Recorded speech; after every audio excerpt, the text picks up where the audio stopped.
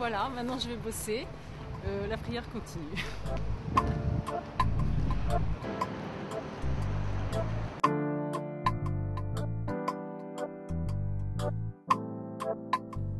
Vers l'âge de 20 ans, je me suis vraiment posé cette question de me dire, bon, qu'est-ce que je fais de ma vie? Où est-ce que je vais? Soit je vis, je profite à fond de tout ce qu'il y a sur Terre, de tout, voilà, sans règles, sans rien. Soit je cherche à comprendre si ma vie a un sens, qui m'a créé, où est-ce que je vais,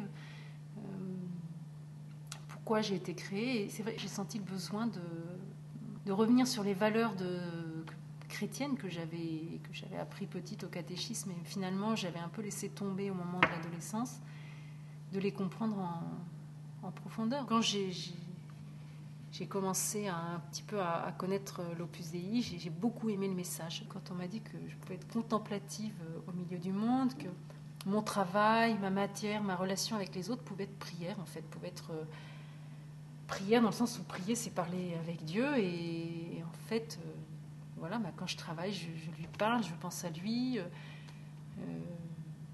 Il est là, en fait, il est présent, enfin, comme une personne amoureuse peut faire quelque chose et penser à la personne qu'elle aime.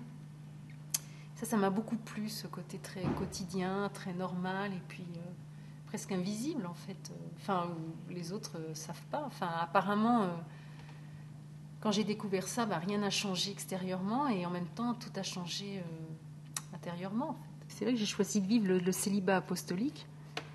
Donc, finalement, de rester célibataire, pour pouvoir être totalement disponible au service de Dieu, mais dans l'Opus Dei.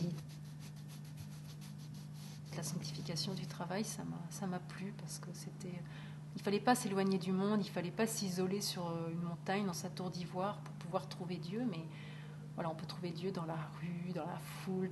Bon, Dieu me demandait d'être disponible pour lui, et voilà, j'étais heureuse de lui dire oui. Plus le temps passe, plus je suis une femme comblée. Je regrette rien déjà, et puis c'est encore mieux que ce que je pouvais imaginer. Dans les gens qui nous entourent.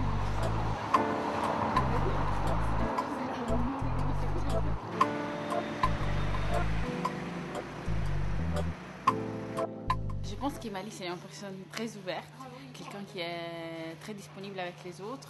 Et le fait qu'elle soit un numéraire de l'Opus Dei, c'est un plus dans notre amitié, parce qu'en fait, elle vit cette vocation de numéraire, qui c'est vraiment une vocation qui dédie la vie à aider les gens à trouver le sens de leur vie.